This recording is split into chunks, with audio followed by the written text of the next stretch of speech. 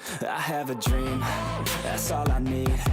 I'll make it. Hello guys, I hope y'all are having a fantastic day. I am doing a bunch of bulk recordings so that I'm a little ahead of the game. I was asked to do a Q&A and I went to all of my social media platforms. By the way, links down below.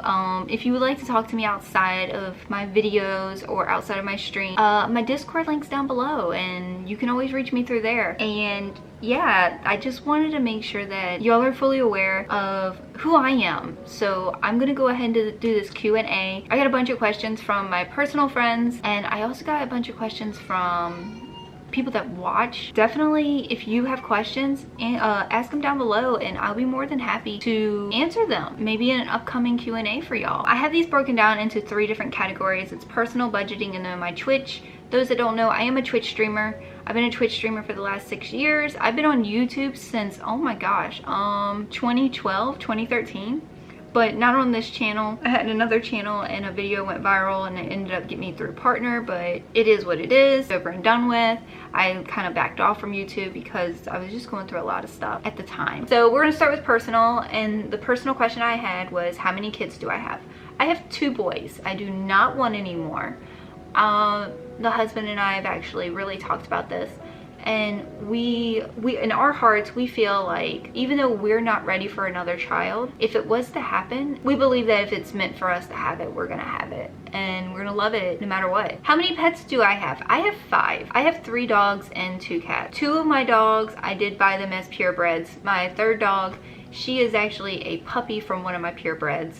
And my 2 cats are rescue cats. Both of them were homeless, found on the streets, and I took them in, and one is still wild. One still has a very scared personality, scared of people that he does not know. And the other one is an attention freak. Like anybody that comes over to my house, he's got to rub up against and try to get pet from. So all their names are Diesel, Bailey, Zelda, and then Yogi and Boo Boo. Yogi and Boo Boo are the cat. The other ones are dogs. The type of dogs that I have are miniature Dachshunds. Zelda, she is the one that's half miniature Dachshund, but she's also half Min Pin, and she came out looking like a beagle. So that was pretty cute. How many husbands? My husband actually asked this one. He thought he was going to be funny. I have 7. Yeah, I have 7. Totally kidding, guys. I have 1, Sweet Lou, I have 1. What state am I? I am in Virginia. I'm born and raised here, and that's all I can really say about it. Hobbies. I love doing crafts. I love figuring out how to make things that may cost a bunch of money, that may, when I first started getting into budgeting and everything, I was spending thousands of dollars between stickers and planners and inserts and things like that, and it was just ridiculous. So I learned how to make a digital planner, and I make my own stickers, and yeah, and I make my own envelopes. I make my own sheets that I need to do, and I no longer have to spend money on a bunch of things. It's a lot cheaper. Other things that I make stuffed animals. I crochet stuffed animals for kids. I was selling those for a while, which was helping us get by there for a little bit. And I just kind of stopped. When it turned into a job, I no longer enjoyed it. So I stopped. I still do orders from time to time, but it's not where my heart is, and I have to be true to who I am. Plans. I'm gonna break this down into all 3 categories: personal, budgeting, and Twitch. My plans for my personal life is to find my happiness. I have found that I laugh a little harder recently and smile on my face. I can't just stop it anymore. So like currently my plan is to find my happiness. Plans for budgeting. My plan is to not stress. If somebody needs help, I'm able to help them. My plans for Twitch. My end goal of Twitch is to be partnered, and I will go more into detail when I get to that category. What would my dream job be and why? It would be a vet tech. I understand animals a lot better than I understand people. I understand why animals react to things that they do. I understand so much about them. And when you look into their eyes, you can see their feelings. They have so much love in their eyes. People don't understand. I don't understand the cruel. I don't understand the disrespect. I don't understand that stuff. So that's why I won't go into nursing. But definitely a vet tech. The only reason why I'm not a vet tech is because I can't put down an animal. I don't have the heart to. Where this one here, like, oh, made me emotional. Where were you when 9/11 happened and how did you feel? 9/11, I was 12 years old. I was in 6th grade. I was in history class when I found out. The teacher that I had for history, he wasn't the most nicest teacher. He didn't really teach. He was an angry, excuse my way of saying this, he was an angry asshole. And he always had this look on his face like he's just disgusted to be there. So he wasn't very personable at all. And when we go into class, we had boards along the side here and then boards across the front of the classroom. And there was probably about 30 kids in this class. What we had to do every single day when we got into this class was copy all the notes on the board. And at the end of the week, there would be a test on it. Well, we're in the middle of copying down the notes. Someone knocked on the door. And remember him walking over to the door, walking outside and shutting the door. And they had a conversation, came in, and he just looked, when he came in, look in his eyes was he looked like he was defeated. Something bad really happened, and it was something bad that really happened. He told us what happened. I was 12 years old. Up until this point, I did not know about like how cruel people can be. I did not understand about like terrorist attacks and things like that, because up to this point, I've never experienced. And then I didn't think nothing of it at the moment because I didn't understand any of it. All I know is, you know, a plane hit the World Trade Center in New York City. So I went on with my day and didn't think too much of it. Y'all gotta understand, I'm 12 years old. I don't understand. At the end of the day, I went home. I went to do my normal afternoon routine when I got home, which would be, in my case, go into the freezer, grab a tub of ice cream, grab a big spoon, and go sit down and watch some TV for an hour or two before I had to do my homework. I turned on the TV, and that's when I saw it. That was the first time I actually seen it. And the part that bothered me the most about 9/11, the part that affects me, and it still affects me today, I saw people hanging out the window with a piece of cloth trying to get people to save them. And I kept seeing bodies falling from this building, and they were falling to their death because they knew deep down that they were not gonna make it.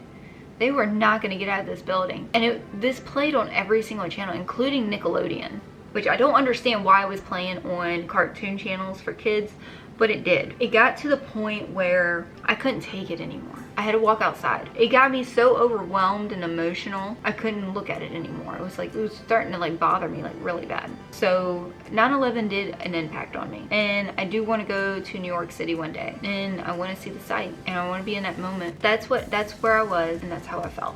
What was the most impactful moment, comment, advice, or statement you have ever experienced, heard, or been told that changed your life or how you look at life? This one here I'm gonna actually break down. Moment, I think the most impactful moment was 9/11. That changed something inside of me when it happened. Comment was probably a comment my husband said recently. We often look at ourselves as a negative thing. We don't ever think of any positive things when it comes to us. We see ourselves in a different light than what other people see us. I was recently told that I'm a selfish person. I'm not a selfish person. I'm a very selfless person. My husband, like, he got really upset about this. My husband's like, you know, I may get mad that you have to talk to every single person that you come across. And I may get mad that you want to help every single body that you meet. But you really are the most selfless person I've ever met in my entire life. You'll give the last penny to your name, and you will take the shirt off your back, and you do anything to help somebody. You drop everything to help somebody. Doesn't matter where somebody is, you'll be there for them. And when he said that, it was kind of like a reality check to myself. He made me feel like, oh my God, you know, somebody's actually noticing who I am. And it's such a beautiful feeling. But I got so emotional over it because seeing him talk to me that way was very different. Me and him usually like shit talk each other, but for him to like really pull something from his heart about the things that he sees me, that made an impact on me. Advice, it was actually from the Cinderella story. No, it was actually from What a Girl Wants. Why fit in when you were born to stand out? And I think, and I'm not 100% sure, but I want to say that's a Dr. Seuss saying. That's a Dr. Seuss line. I'm not 100%. But that I'm not like other people. I'm wide open. I talk like a sailor, and I teach my kids to live and love life. I don't try to teach them to act a certain way and be this picture perfect person.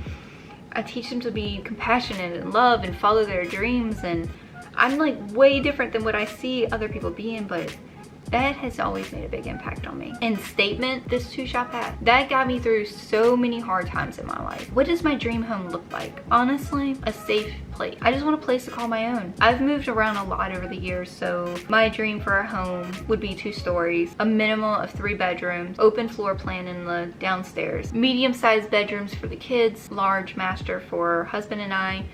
Must have a man cave because I am so sick of him waking me up all throughout the night gaming. I want an office. I want a place that I can record videos with you guys without my bed being in the background. I want a streaming studio area, which will be in the office, and I want to be able to put LEDs on my wall, and I want a backyard for my dog that they can run and I don't have to worry about them getting out or somebody taking them. I want a safe neighborhood that my sons can go outside and play. I want a safe neighborhood where if I'm coming home late at night, I don't feel like I have to run to my house. That's my dream home. All right, so now we're gonna move over to budgeting. And the question I got is, what made you want to start? What made you want to get started? I got tired of being broke.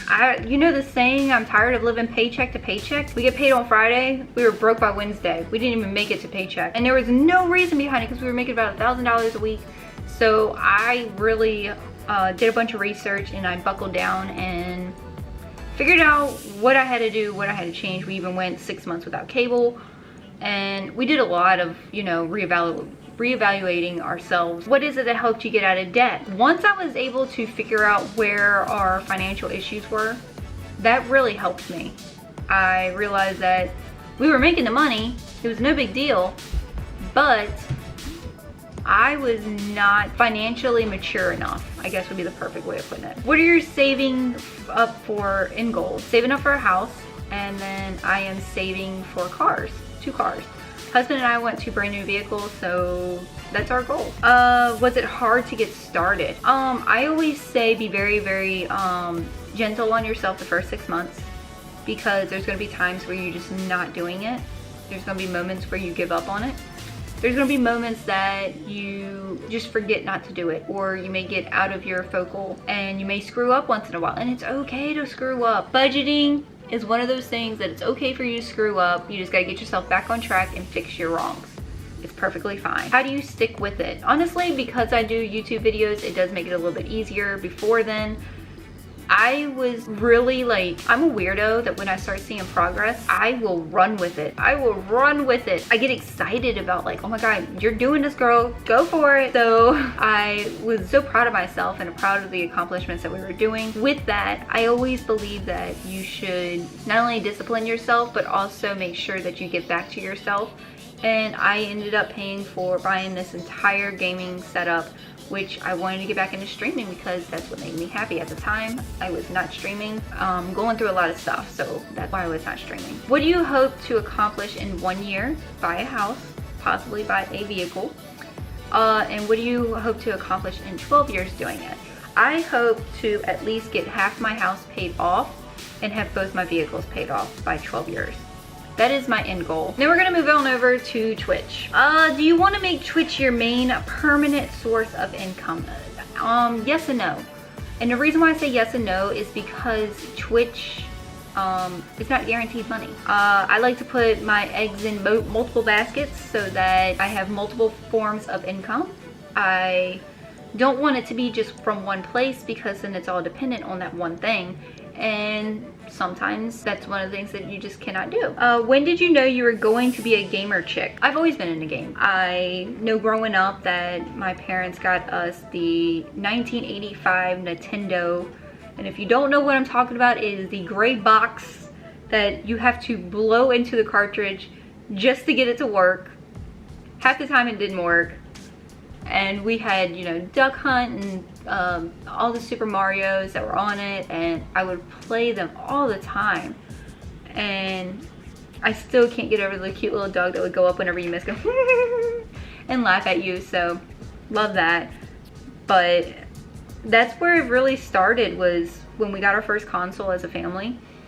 And I didn't really get too much into it until we had our first PlayStation. I am a PlayStation girl by heart. Sony will always have my heart no matter what.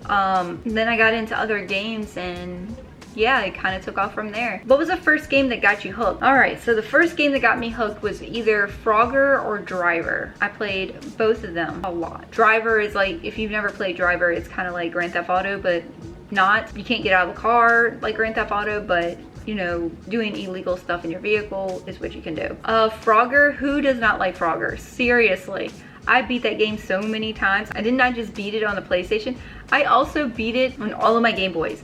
I had a Game Boy Pocket, a Game Boy Color, a Game Boy Advance, and we beat it on all of them. So I was very proud of myself. What's your favorite game? Oh God, Call of Duty Black Ops. I really enjoy playing zombies, and I enjoy, you know, that's kind of like the game that Lewis and I really connected with. So it's like, it's always gonna be like that part where it's like, it means something to me. What made you start streaming? I have social anxiety and my depression was really acting up. Wanted to make friends and I just couldn't because I would feel like I couldn't. I'm a very special breed of person is what I like to tell people. I'm a special cup of tea that I'm not suited for everybody. So my husband was like, well, why don't you try gaming? You know, it's something you do on a daily basis, and if anything, you can make some friends along it. And I was like, you know what? I'm gonna try it. I tried it. I fell in love. What has been the best and worst part of being a streamer? The best part is probably my community. They may not know this, but like, I do look at anybody that supports me. They're my family. They support me better than what my real family will ever support me. They understand me in a different level. They're really understanding about like the mental stuff that I go through, and they're there for me.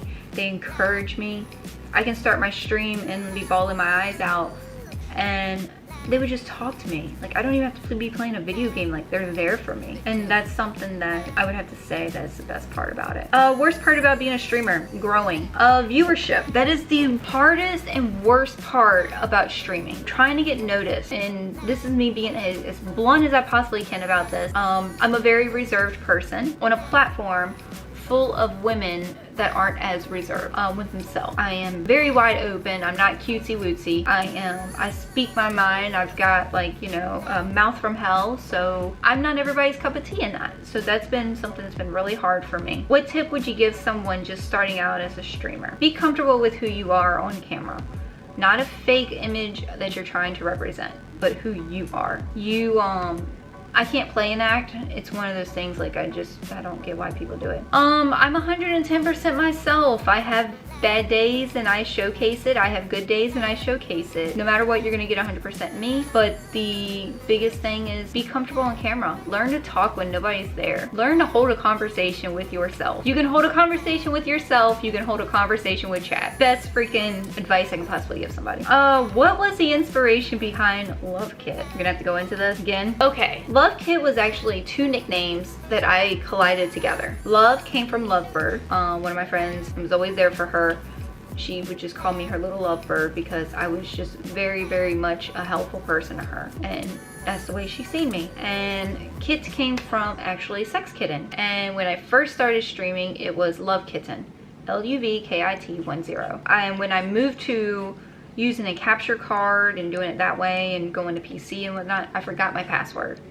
And I could not get that account back, so I had to start over. I dropped the 10, I kept Love Kit, and I have made myself very known on Twitch with this name. So you, the people that take the time for me, people that love my kids, the people that understand that I'm not normal, like what they consider normal in society. That's my favorite part. The fact that I can get on here and be as blunt as I am and everybody just enjoys it. I love the fact that my chat trolls me. I love the fact that we play games together. I don't think my community knows how much I love them. But that's all the questions that I had, and I hope that you really did get to know who I was. And if you want to ask me more questions, please feel free to put them in the comments down below. I will type them into my iPad, and I will try to do another Q&A when I get about 25 to 30 questions again. And we'll do another one of these videos. But thank y'all so much for hanging out with me. I appreciate you so much. Guys, Discord's down below, and come visit my Twitch channel, please. Come by, say that you came from YouTube. Tell me that this is working. Tell me that you got to know who I was on YouTube. That would be awesome. But like this video, subscribe to the channel, and leave a comment down below. Ask me any question you want. I'll answer it in the next Q&A. Thank you guys for hanging out with me. I appreciate you, and bye!